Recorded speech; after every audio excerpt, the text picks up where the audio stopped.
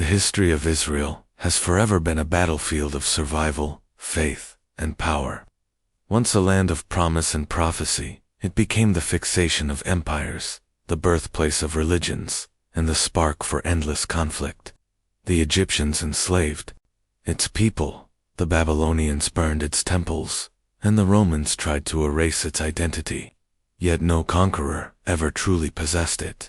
Revolts toppled empires, exiles bred resilience, and generations fought to reclaim what had been lost. But with every victory came fresh enemies, and with every rebirth came new struggles. So what came next in Israel's history? To grasp the wars, the faith, and the unshakable will of its people, we must travel back to the very start.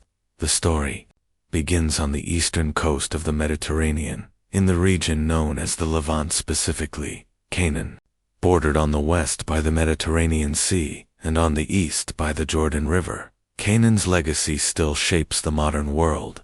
Positioned at the crossroads of civilizations, it was connected to Europe via the sea, to the Arabian Peninsula in the south, to Mesopotamia in the east, and to the ancient civilizations of Anatolia and the Caucasus in the north.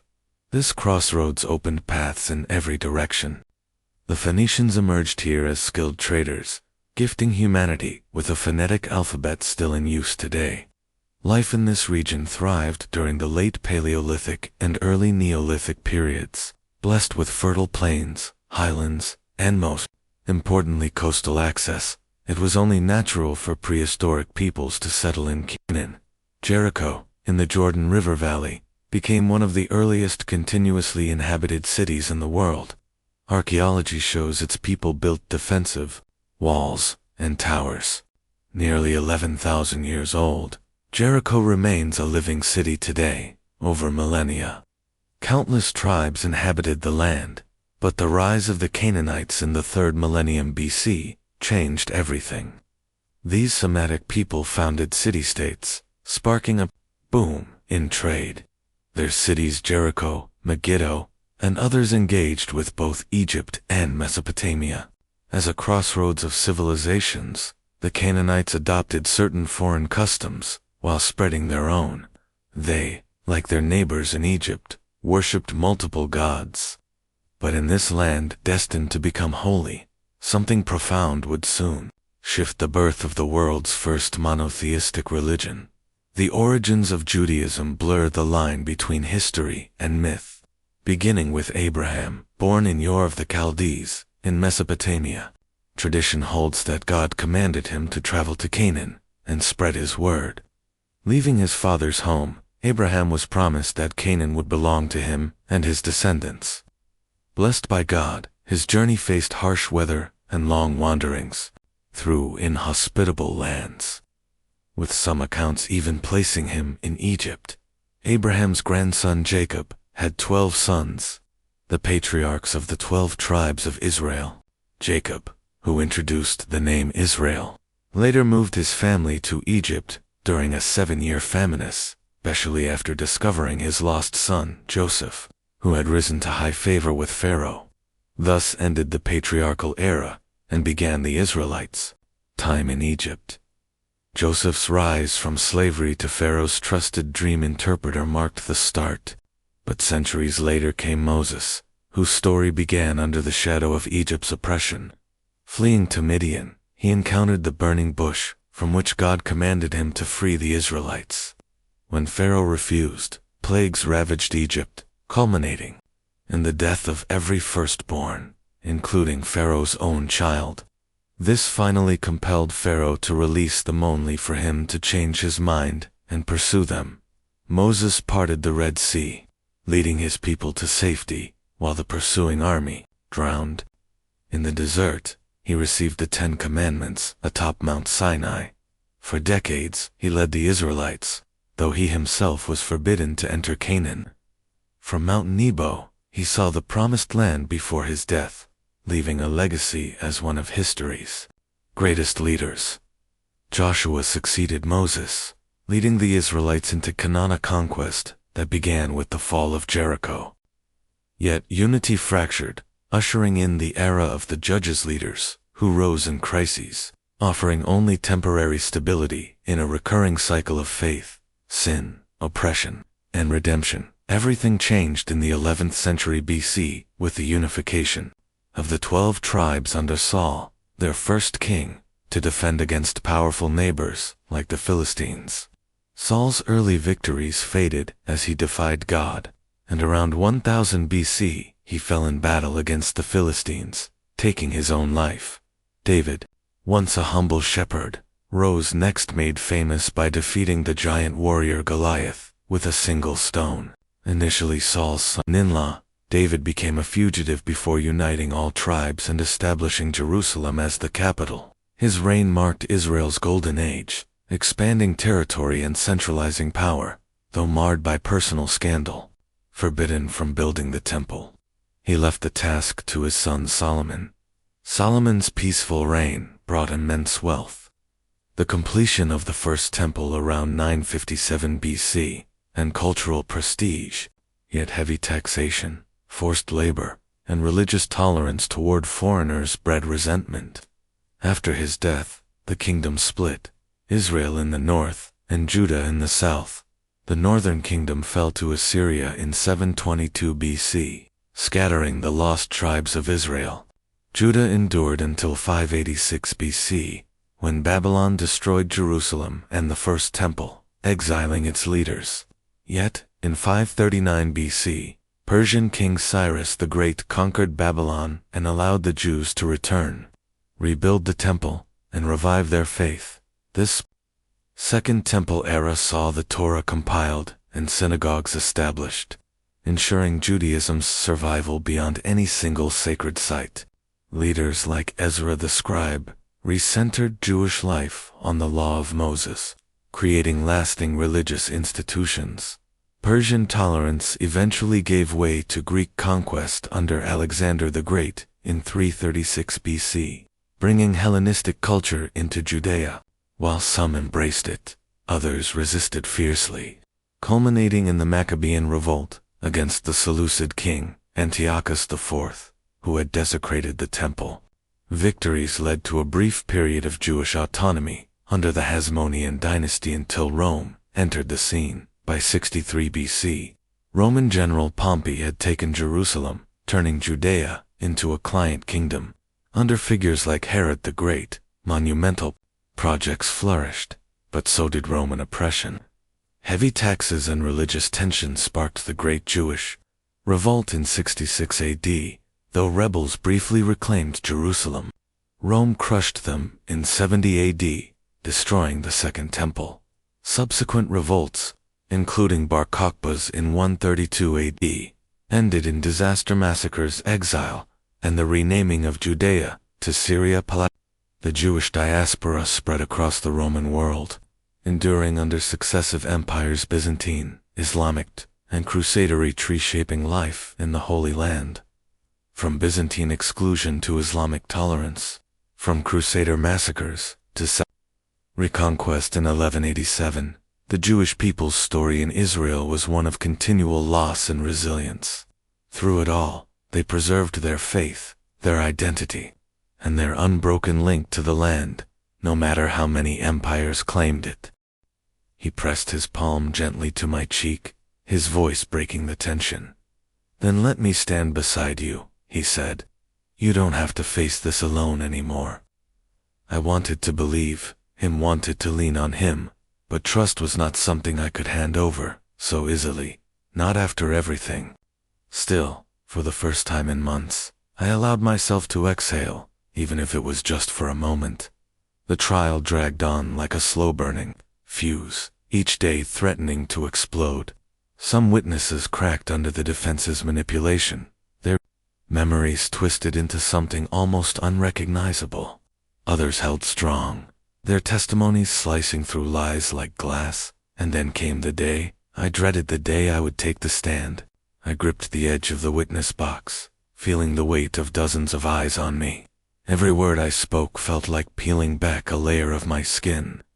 The defense tried to paint me as vindictive, as a woman scorned, but I refused to let them dictate the narrative. I told my truth calm, steady, unshaken. When the verdict was finally read, it didn't feel like the explosion I'd braced for. It was quieter, like a storm that had passed, leaving the air heavy but clear, guilty. The word echoed in my chest, not as triumph, but as release. In the weeks after, my ex's empire crumbled, deals fell through, investors pulled out, and the man who once thrived on control found himself with none. As for me, I didn't celebrate. I rebuilt. Piece by piece, I stitched my life back together, not for revenge anymore, but for myself. And maybe that's the thing they never understand, people like him, that sometimes the greatest victory isn't their downfall, it's our survival. Looking back now, I realize I never needed the court to tell me I was right. I already knew. But hearing that verdict gave me something I hadn't felt in years: peace. I no longer wake up in the middle of the night, replaying every argument, every betrayal. The ghosts of his words don't haunt my silence anymore. And the woman who once thought she was broken now stands whole because I fought, because I endured, because I refused to disappear. He may remember me as the one who destroyed him, but I will remember myself as the woman who saved me, and that will always be enough. He pressed his palm gently to my cheek, his voice breaking the tension. Then let me stand beside you, he said. You don't have to face this alone anymore. I wanted to believe him wanted to lean on him, but trust was not something I could hand over so easily, not after everything. Still, for the first time in months, I allowed myself to exhale, even if it was just for a moment. The trial dragged on like a slow-burning fuse, each day threatening to explode. Some witnesses cracked under the defense's manipulation, their memories twisted into something almost unrecognizable. Others held strong, their testimonies slicing through lies like glass. And then came the day I dreaded, the day I would take the stand. I gripped the edge of the witness box, feeling the weight of dozens of eyes on me. Every word I spoke felt like peeling back a layer of my skin. The defense tried to paint me as vindictive, as a woman scorned, but I refused to let them dictate the narrative. I told my truth calm, steady, unshaken. When the verdict was finally read, it didn't feel like the explosion I'd braced for. It was quieter, like a storm that had passed, leaving the air heavy but clear, guilty.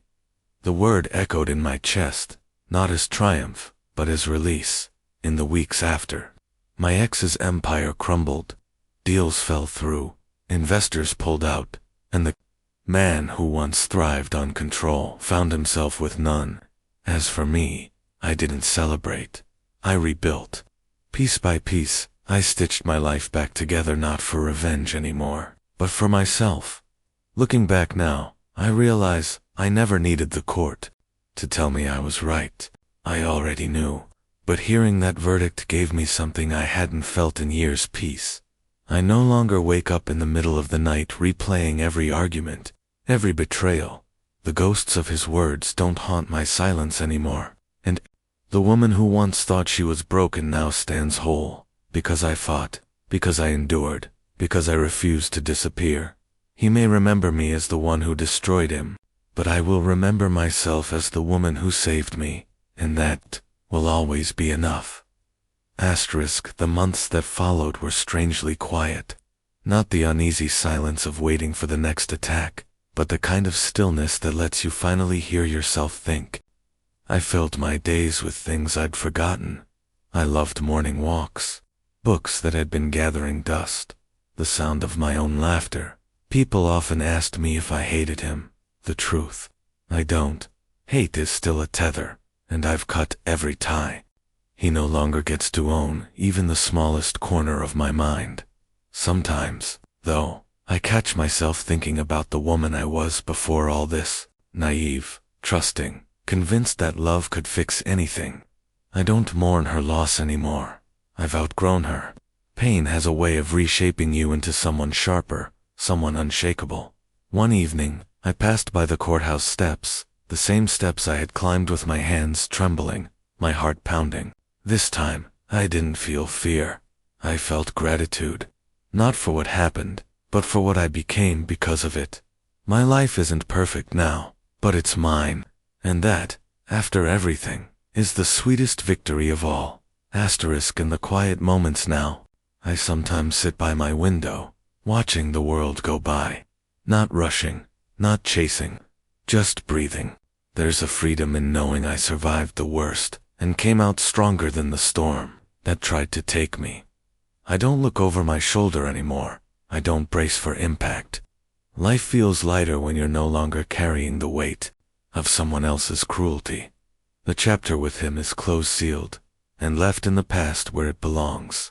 And as I step into each new day, I do so knowing that the woman I am now will never again settle for less than the respect, the love, and the peace she deserves. Because I'm not the victim in this story. I'm the author, and my next chapter is mine to write. The sun has a way of rising, no matter how dark the night feels. I used to think healing was a sudden moment, like flipping a switch. But it's not. It's slow. It's waking up one day realizing you didn't think about them at all. It's laughing without guilt. It's finding that the scars don't ache anymore. They just exist quietly, as proof. I know now that survival isn't just making it through. It's learning how to live fully again. And I am. The world feels wide open in a way it never did. Before, I don't know exactly where I'm headed. And for the first time, that doesn't scare me. It excites me, because the past may be part of my story, but it will never again be the part that defines me. And as I walk forward, I carry only one thing with me, the unshakable truth that I am free. With countless Jewish communities destroyed, the survivors were scattered across Europe. The pressing question arose, what would become of these Jewish refugees? Most sought to return to the land they considered home and establish a Jewish state in Palestine. By the end of World War II, the British faced immense pressure from both Jews and Arabs, each claiming the territory for themselves. For the Jews, the Holocaust made it painfully clear that protection was only possible through their own sovereign state. In the aftermath of the war, the Zionist movement gained even more followers. Jewish survivors of concentration camps rushed toward Palestine, and eventually, the British decided to withdraw, leaving behind significant turmoil. Missteps in governance forced the resolution into the hands of the international community. In 1947, the United Nations proposed partitioning Palestine into separate Jewish and Arab states. While the Jewish community accepted the plan, the Arab community rejected it outright. By 1948, as British rule officially ended, Jews had survived perhaps the worst genocide in modern history, but their struggle was far from finished. Even in the shadow of such dark times, the Jewish people found a way to rise again. Their journey was far from over. In fact, it was just beginning, in the spring of 1948. After 3 decades of colonial rule, the British departed the Holy Land, leaving Jews and Arabs to resolve their differences alone. The conflict was deep-rooted and irreconcilable. While the Jewish community had agreed to the UN's proposed division a year earlier, the Arab side saw no room for compromise. When diplomacy failed, decisive action became inevitably a monumental step that realized a 2-millennium-old dream of an independent Jewish state. Even in a century marked by unimaginable suffering, the declaration of the Israeli state was not impulsive. It was a calculated response following the collapse of the UN partition plan. The UN had proposed a compromise, 2 states, 1 Jewish and 1 Arab, with Jerusalem under international administration. The Jewish state would cover approximately 55% of the land, while the Arab state would hold 45%. Though imperfect, the plan offered a path toward international recognition and stability. Exhausted by war, massacres, and the lingering trauma of the Holocaust, the Jewish community largely accepted the proposal, trusting in the leadership of the Zionist movement to guide them toward independence.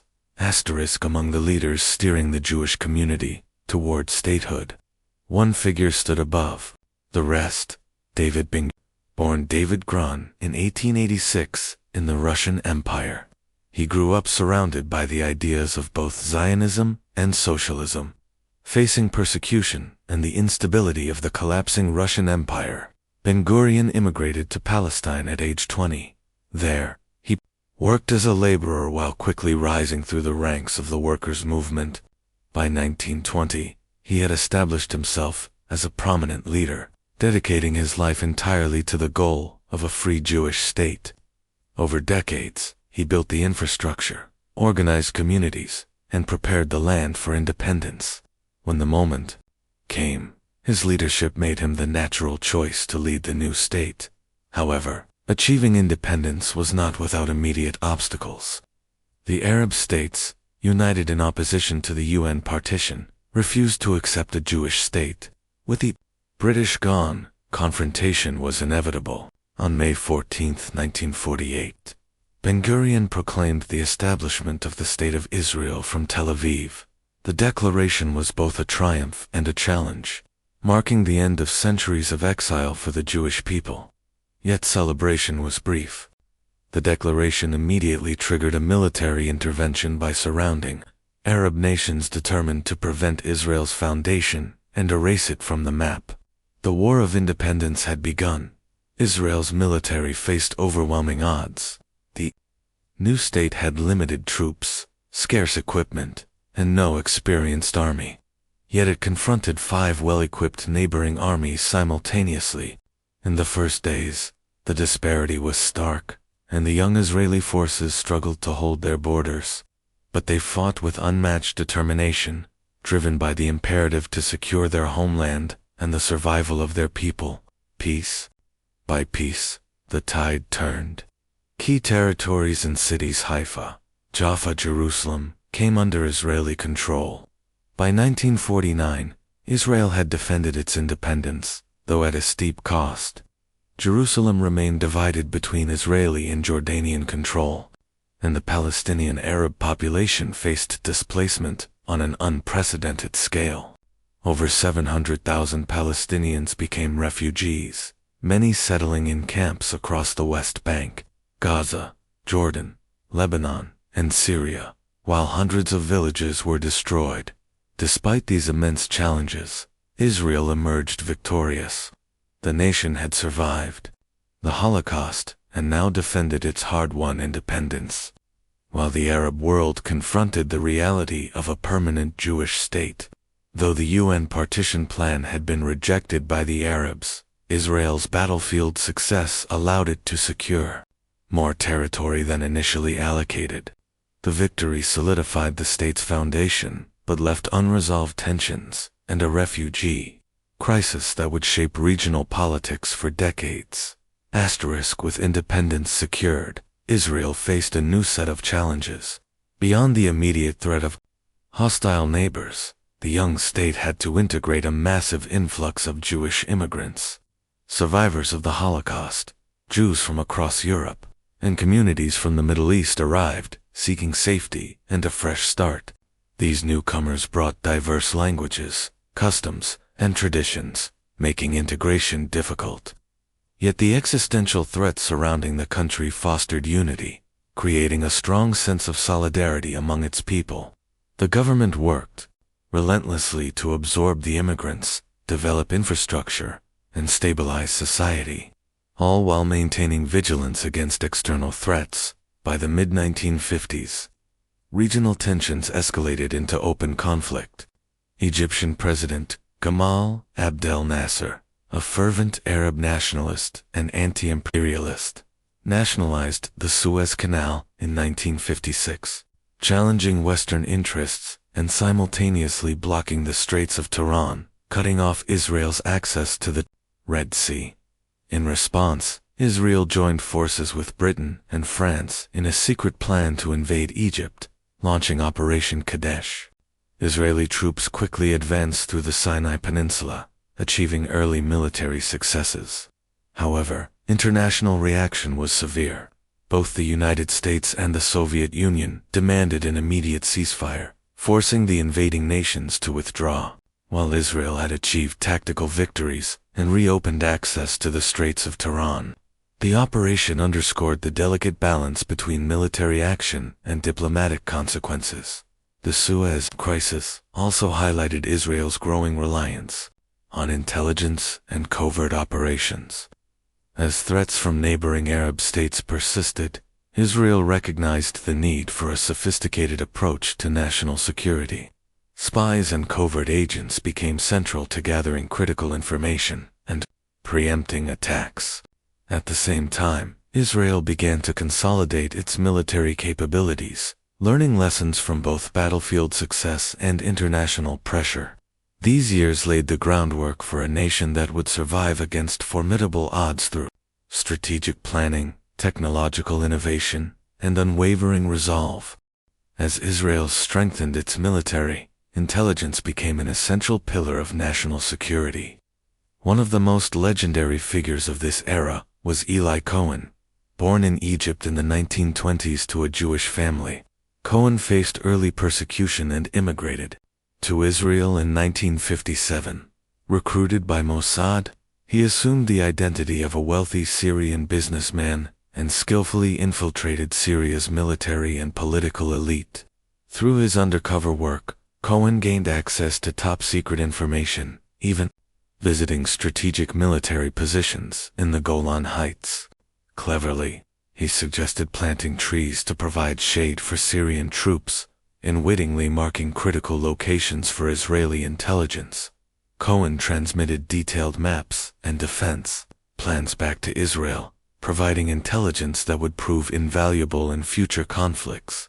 Tragically, in 1965, his radio signal was traced, leading to his arrest, torture, and public execution in Damascus. Despite international pleas, Syria refused to return his body. Cohen's daring efforts epitomized Israel's commitment to survival through intelligence, even as overt Arab hostility persisted along its borders. By the mid-1960s, tensions with Egypt, Syria, and Jordan escalated once again. Nasser's repeated blockade of the Straits of Tiran and the massing of troops along Israel's borders signaled that war was imminent. On June 5, 1967, Israel launched a preemptive strike that would change the region forever. In just 6 days, the Israeli Defense Forces defeated the combined Arab armies, capturing the Sinai Peninsula, Gaza Strip, West Bank, and Golan Heights. In the Golan, Cohen's intelligence had given Israeli forces a critical advantage, revealing Syrian troop placements hidden under trees. The 6-day war dramatically altered the regional balance. Israel's survival was no longer in question, and its military capabilities had proven decisive. Arab nations were forced to confront the permanence of a Jewish state in the heart of the Middle East, yet victory brought new dilemmas. The Palestinian question remained unresolved. Occupied territories sparked international debate, and Israel now faced the complex task of governing newly captured lands. The war had secured Israel's existence, but it had also deepened the roots of regional conflict, setting the stage for future confrontations. 6 years after the Six-Day War, the region once again descended into conflict.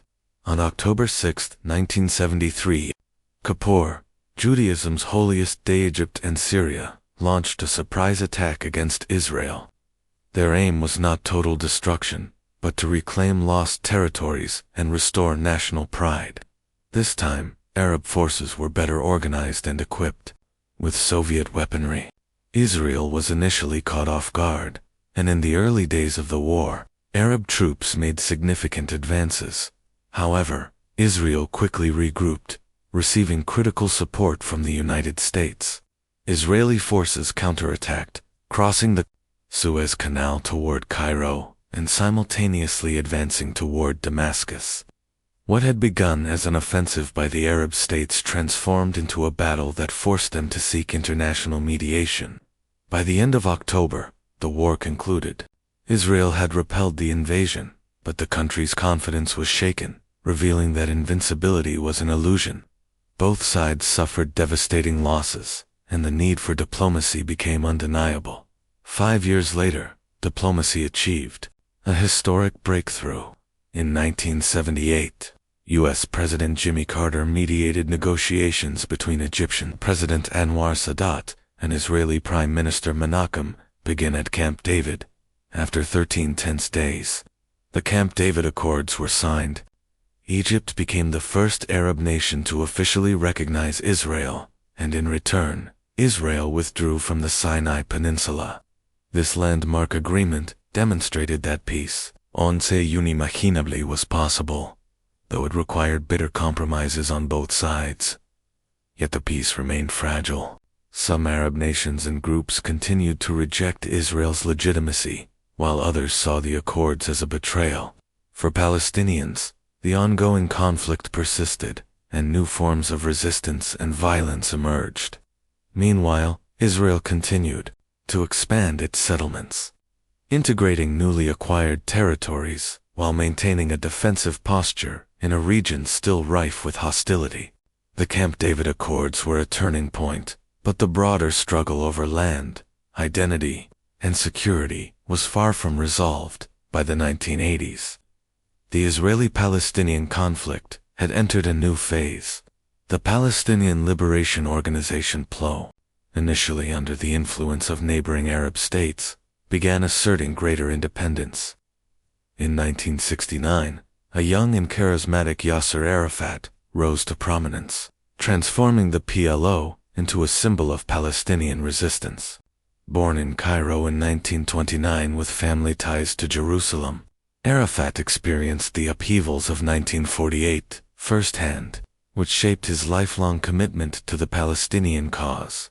Arafat became a unifying figure, advocating for Palestinian self-determination, while employing both political strategies and military tactics. Fatah, the faction he co-founded, emphasized guerrilla warfare and independence from Arab government control, ensuring Palestinians took responsibility for their struggle. Arafat's presence was instantly recognizable. His kaffir-wrapped head became an emblem of resistance, drawing international attention to the Palestinian plight. His leadership blended inspiration with controversy, as he organized attacks that some viewed as terrorism, while others saw as liberation efforts. The situation intensified in December 1987, when a traffic accident in the Jobalia refugee camp, combined with long-standing grievances and harsh living conditions, sparked widespread unrest. Palestinians launched the First Intifada, a grassroots uprising marked by protests, civil disobedience, and confrontations with Israeli forces. While Israel possessed superior military technology, Palestinians displayed remarkable resilience, often confronting tanks with stones. The Intifada persisted for years, leaving more than 2,000 dead and countless others injured. Teenagers and children frequently bore the brunt of the conflict, drawing international concern and forcing the United Nations to intervene. Amid the unrest, diplomatic efforts began to take shape. The 1991 Madrid Conference marked the first serious attempt since 1948 to reconcile differences. Delegates from Israel, Palestine, Jordan, Lebanon, and Syria engaged in dialogue, supported by both the United States and the Soviet Union. Although the conference did not resolve the conflict, it laid the groundwork for future negotiations. Secret talks continued, culminating in the Oslo Accords of 1993. These agreements officially recognized the PLO as representing the Palestinian people and established the Palestinian Authority, granting limited autonomy to specific areas while leaving others disputed. The iconic handshake between Yitzhak Rabin and Yasser Arafat symbolized hope for peace and earned both leaders the Nobel Peace Prize. Despite the promise of the Oslo Accords, peace remained fragile. Many Palestinians felt betrayed by their leadership, continuing acts of violence, while some celebrated the opportunity to return to homes lost decades earlier. In Israel, reactions were similarly mixed. Some citizens believed Rabin had conceded too much territory, and political tension escalated. Tragically, In 1995, Yitzhak Rabin was assassinated by an extremist opposed to the peace process. His death marked a turning point, symbolizing the deep divisions within Israeli society and the precarious nature of peace. The fragile calm unraveled in 2000 with the outbreak of the Second Tensions had been rising, and Ariel Sharon's visit to the Al-Aqsa Mosque was perceived by Palestinians as a provocation. Protests quickly escalated into widespread violence. Suicide bombings, armed attacks, and Israeli military responses led to thousands of deaths on both sides. Israel constructed the West Bank barrier, physically separating communities and attempting to reduce attacks. But the measure intensified feelings of division and mistrust. The uprising lasted until 2005, culminating in a fragile ceasefire agreement in Sharm el-Sheikh, Egypt. While some territorial withdrawals and prisoner releases occurred, the fundamental disputes remained unresolved. Amid these ongoing conflicts, Israel continued to advance economically and technologically. The survival of a nation constantly under threat fostered a culture of innovation. Necessity drove creativity, and the state invested heavily in science, technology, and infrastructure. Figures like Shimon Peres spearheaded cooperation between government, scientists, and private industry, laying the foundation for technological achievements such as the Iron Dome missile defense system. Israel's innovation extended beyond military technology, giving rise to a booming high-tech sector in the mid-1990s. Pioneers like Yossi Vardi exemplified this transformation. Vardi, instrumental in the creation of ICQ, the world's first instant messaging platform, showcased Israel's potential for global technological impact. The success of ICQ inspired a wave of startups, attracting international companies like Intel and Microsoft to establish centers in Israel. Innovations in cybersecurity, mobile technology, and software solidified Israel's reputation as the startup nation. Even as geopolitical threats persisted, the nation's economic and technological resilience became a cornerstone of its security and global influence. Israel today is far more than a story of survival. It is a nation shaped by resilience, innovation, and diversity.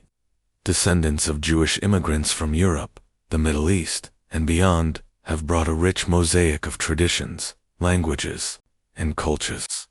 This diversity permeates society, influencing cuisine, literature, music, and the arts. Writers like Amos Oz and David Grossman explore the complexities of Israeli identity, while musicians blend traditional and modern sounds. Israeli actors, including Natalie Portman and Jeff Goldblum, trace roots back to this vibrant nation. However, internal challenges remain. Economic disparities between high-tech urban centers and peripheral agricultural regions persist, and debates over the role of religion in state politics continue. Political leaders, such as Benjamin Netanyahu, evoke both strong support and criticism, reflecting the nation's ongoing internal divisions. Despite these issues, Israel's primary concern has always been security and survival. Given its volatile neighborhood, international alliances have been crucial in maintaining Israel's stability. The United States, as a strategic partner, provides military aid, diplomatic support, and collaborative research initiatives. The Abraham Accords, brokered under U.S. leadership, normalized relations between Israel and several Arab nations, including the UAE and Bahrain, opening avenues for trade, travel, and regional cooperation. Yet, threats persist from nations like Iran, whose nuclear ambitions and support for groups such as Hezbollah and Hamas continue to challenge Israel's security. Covert operations, cyber campaigns, and targeted strikes remain essential tools for defense. Israel's intelligence agency, Mossad, has played a central role in safeguarding the nation, executing operations ranging from the capture of Nazi war criminals to countering contemporary threats. These actions underscore the nation's commitment to survival in an often hostile environment. Looking back, Israel's history is a testament to perseverance, from centuries of diaspora and persecution to the modern challenges of war, diplomacy, and nation-building. The Jewish people have demonstrated extraordinary resilience. Israel has evolved into a technological powerhouse, a cultural hub, and a central player on the global stage. Yet the unresolved Israeli-Palestinian conflict and regional tensions remain constant reminders of the delicate balance between survival, progress, and the pursuit of peace. Through every struggle, Israel has not only endured, but thrived, a nation forged in adversity, blending ancient traditions with modern achievements, and continuing to navigate the complex and ever-changing dynamics of the Middle East.